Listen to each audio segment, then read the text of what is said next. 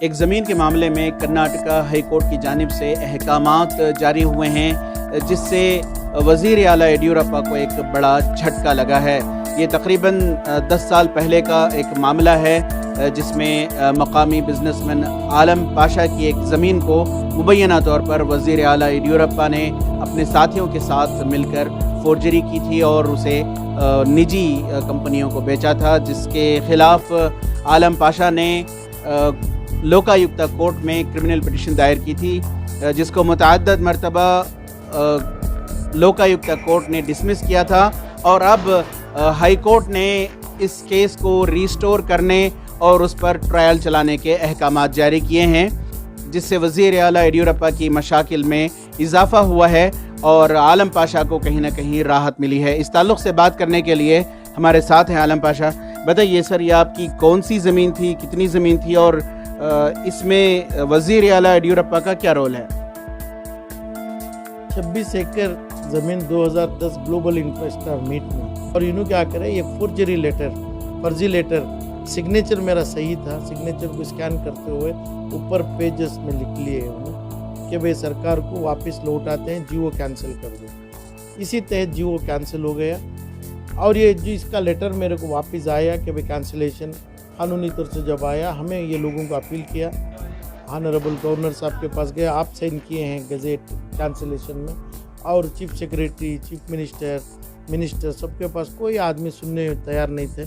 आपका ये है बोले। उसके बाद लोकायुक्ता कोर्ट में जब मैं केस दर्ज किया और लोकायुक्ता पुलिस एसपी के डायरेक्शन, कोर्ट के डायरेक्शन से उन्होंने बड़ी चार्जशीट बनाई। चार्जशीट में पूरे जो स्कैन किए थे ये तमाम सीज कर लिए।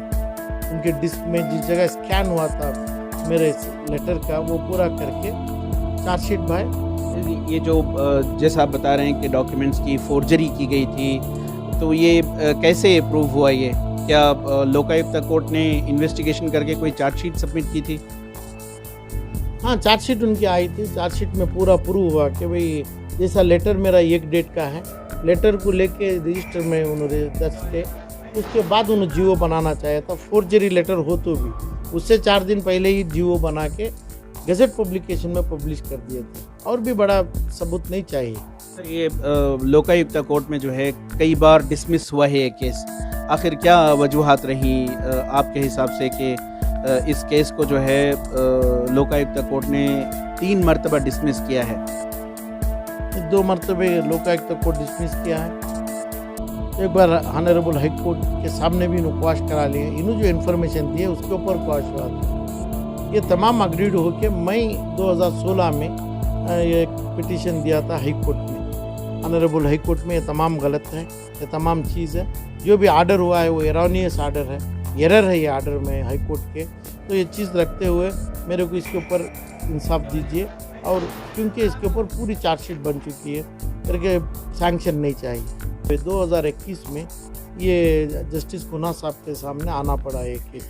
जस्टिस खुन्ना साहब जिसके इंचार्ज जिम्मेदार बेंच थे, इन्होंने पूरी हमारी बयान लेते हुए जो सही कंप्लेंट जो भी हो, आपको गवर्नर की परमिशन नहीं, जो आप मेरे पास यानी हाई कोर्ट में पूछे हैं वो भी सही है, और उस टाइम पे जो सेकेंड बार कंप्लेंट डाले हैं वो भी सही है। तो इसलिए मैं कोर्ट को डायरेक्शन देता हूँ 2014 में जो कंप्लेंट आपका है ऐसा ही मेंटेन करते हुए केस को आगे बढ़ाइए।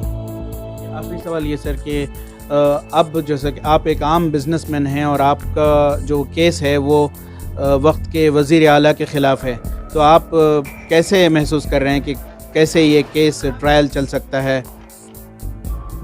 ट्रायल तो कानूनी के दायरे में रेस्पेक्टेड लर्नेड जजेस के गवर्नेंस पे, उनकी इंक्वायरी पे चलेगा, और दबाव तो कोर्ट के ऊपर नहीं डाल पाते हैं इन्हों, और ज़रूर पुलिस के ऊपर डालेंगे, पुलिस कमिश्नरेट के ऊपर डालेंगे, होम मिनिस्ट्री और minister of Karnataka, chief minister of Karnataka तमाम अकेले आदमी हैं, क्योंकि चीफ मिनिस्टर जो बनाते हैं वही पूरे होम मिनिस्टर भी होते हैं। तो इसलिए इसमें केस चलने में कॉग्निजेंस कोर्ट लेगी, और उसके बाद पुलिस की इंक्वायरी होगी, समन इनको सर्व करेंगे और कोर्ट में उनको हाजिर करना है।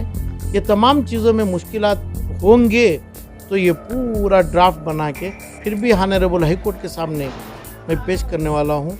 ये बहुत शुक्रिया। हम बात कर रहे थे समाजी कारकुन आलम पाशा से, जिन्होंने अपनी एक निजी ज़मीन जिसके मुताल्लिक़ वज़ीर आला येडियूरप्पा के ख़िलाफ़ केस दायर किया है, जिसको हाई कोर्ट ने रीस्टोर किया है। अब देखना यह होगा कि वज़ीर आला इस केस को अपनी कुर्सी पर रहते हुए, अपनी ज़िम्मेदारी पर रहते हुए इसे फ़ेस करते हैं या इस्तीफ़ा देकर फ़ेस करते हैं, और आलम पाशा जिनकी ज़मीन के मुताल्लिक़ हाई कोर्ट ने जो केस रीस्टोर किया है वो कैसे इंसाफ की तरफ पहुंचता है।